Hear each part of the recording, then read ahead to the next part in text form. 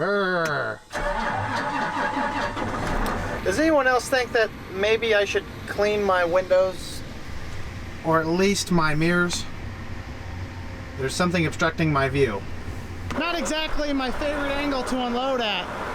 You're good to go. You got that one pretty good. Might be faster just to go get the other corn head. I ran Katie over to the 670 real quick. She's gonna come pick some corn. There's no reason to sit around and do nothing when we have a combine that quite possibly can pass the ground.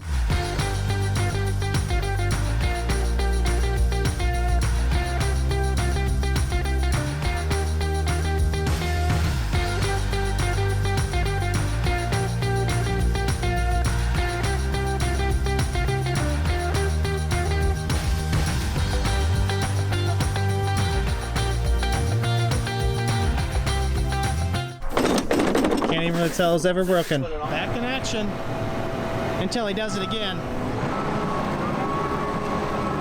There's the carcass of the old snout. Seems like every time you break one, it's always the one with all the wires on it. It's never the one that's just a snout. I had to fix the header height control sensor too, which involves snaking that sensor line up through the snout, which is arguably the hardest part of the process. I guess there's really no such thing as a good breakdown. Doesn't matter which snout goes, you don't want to fix any of them. And those aren't cheap. I think they're $300 or $400 just for that end part. I bet that was the terrorist that did it. Not uncommon for us to have snouts break, but usually it's Katie, not Dad. This is one of those farms where I personally in the grain cart refrain from going full speed. Only bad things can happen. Combines can wait. They're a little bit more rambunctious than I am. If you can't tell, the snout's pretty good evidence. Finally, some peace and quiet so I can enjoy my lunch. Except for the combine operators won't leave me alone on the radio, so peace, but not quiet.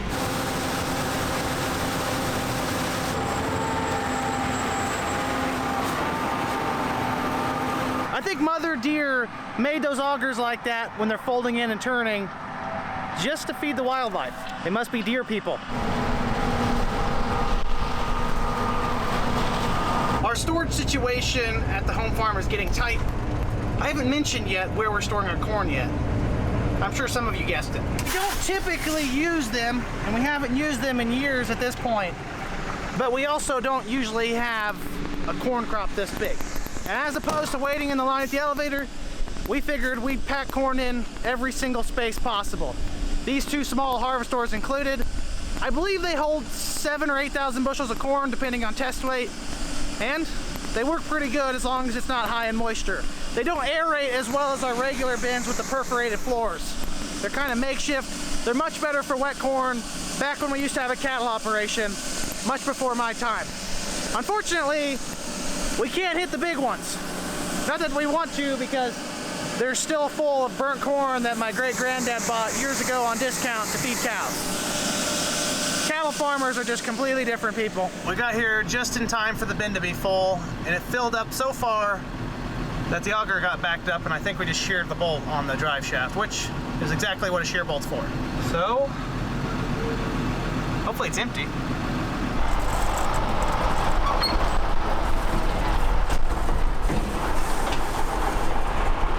The easiest way to tell if you sheared your bolt is if you have a sheared bolt under where your shear bolt is.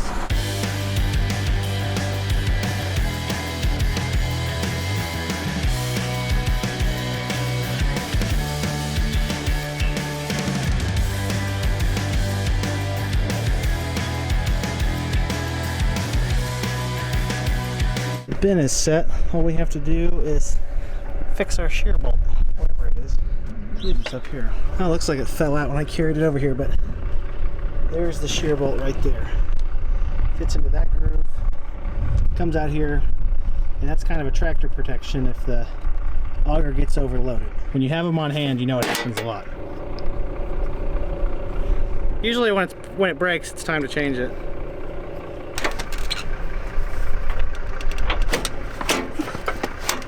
Good as new. Time for some more corn picking action.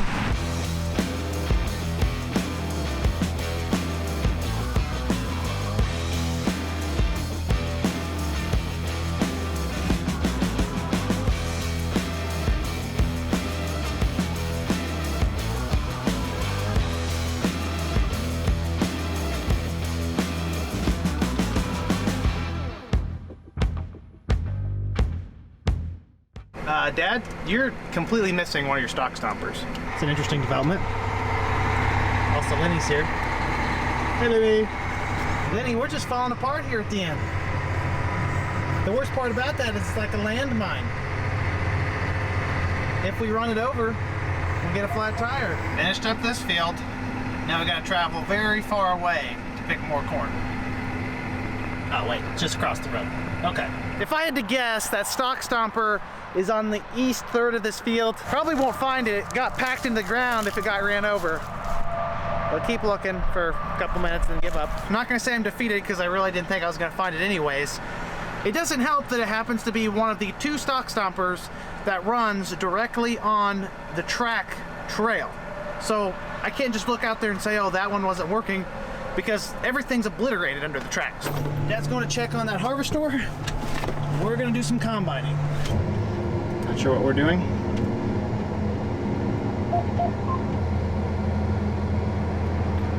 Katie's picking. Okay.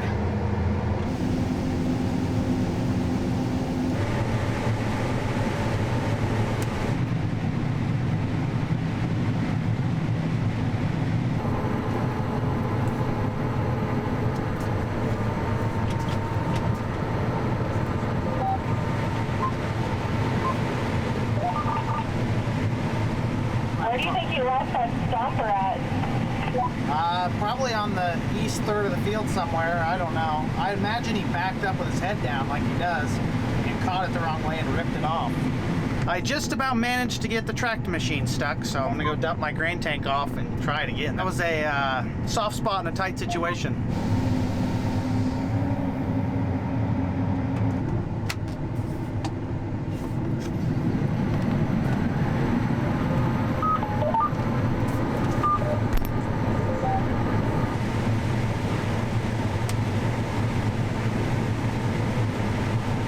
Don't understand why it's so wet here.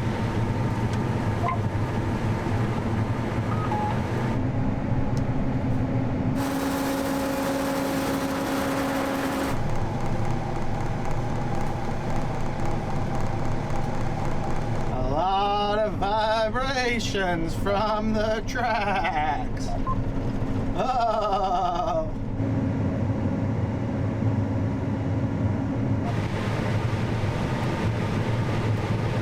Beautiful evening out here. Have you opened up the entire west end so we can pick through? No. In 4, we'll go do that.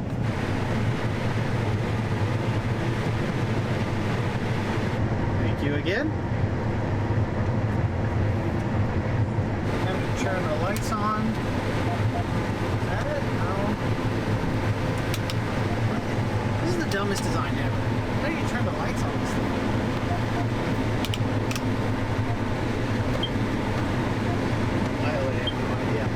Oh, there we go. Katie just topped off the last truck. I'm gonna go get the grain cart, fill that up, and then we'll probably quit for the night.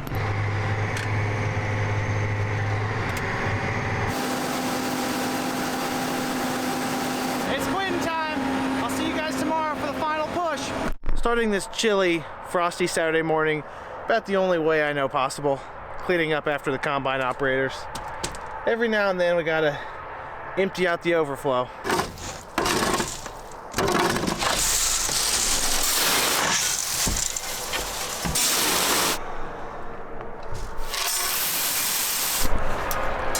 It appears that all 3 machines are ready to go. Once the frost lifts, should be able to run some corn. I think it's gonna be the last day, unless something goes terribly wrong, like a meteor hits or something. Oh my, they've multiplied. Get out of here. How is there that many more? Have they been recruiting?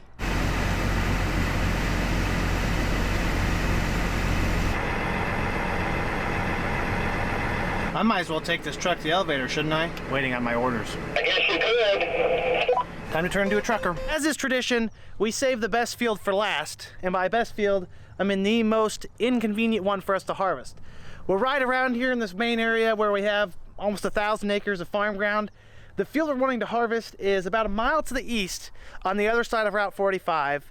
There's a concrete bridge, very narrow, very hard to get into with the trucks, although it is possible. Ground conditions are going to be an issue, and traffic's going to be an issue, so I can't exactly block 45 with a grain cart and a truck. It's just not worth the risk. It's like a super highway. Either I'm gonna truck it about a mile to the west through all of our fields here, maybe drag up a little mud. That way I can safely and effectively load the trucks without having to worry about traffic or pedestrians or maniacs. They're all kind of the same thing boiled into one there on that road.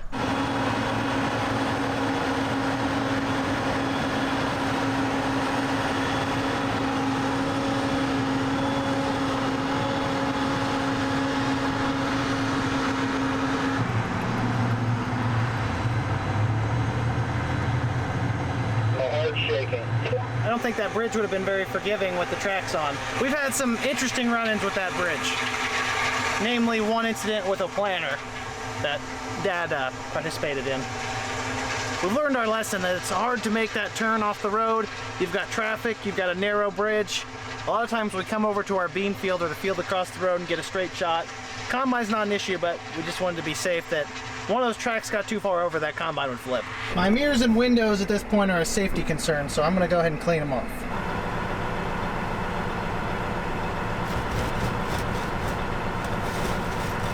That John Deere Classic Glass Cleaner, it's magic.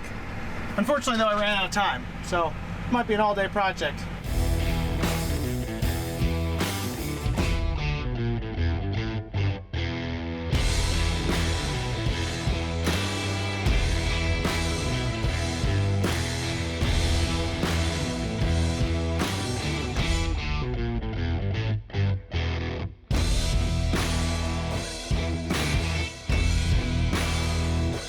Oh, my window's muddy again.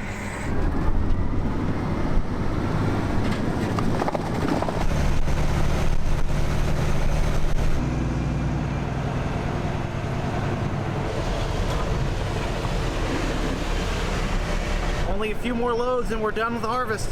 We've been waiting on this for a long time. Much longer this year than previous ones. That being said, keep the hammer down. Hopefully the wheels don't fall off at the end, or in this case, the tracks.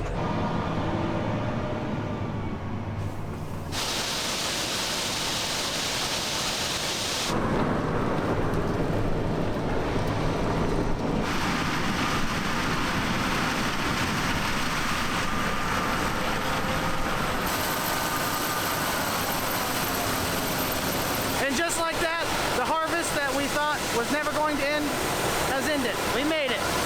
Nothing exploded, no meteors or asteroids hit. As long as this grain gets to the bin, thumbs up.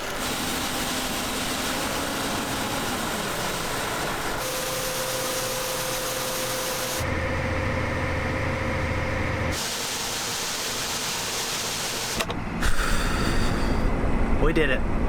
Mission accomplished. We got a little patch of beans to cut first, and then we're done.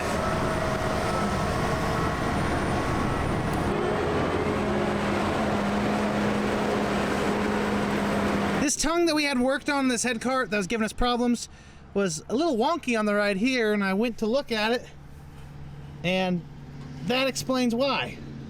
That is not supposed to be loose. I'm gonna try and tighten it. Typically, you don't want your tongue to fall off of your head cart while you're taking it down the road. I don't quite have the proper tools for this. That is what your head cart is supposed to trail like.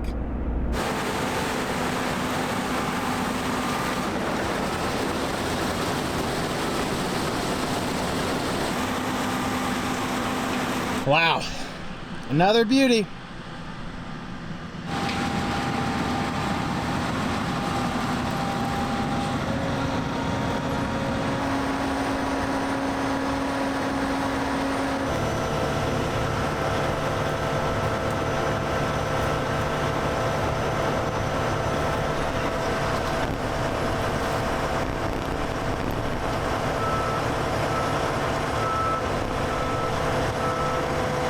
What a great view to end harvest on.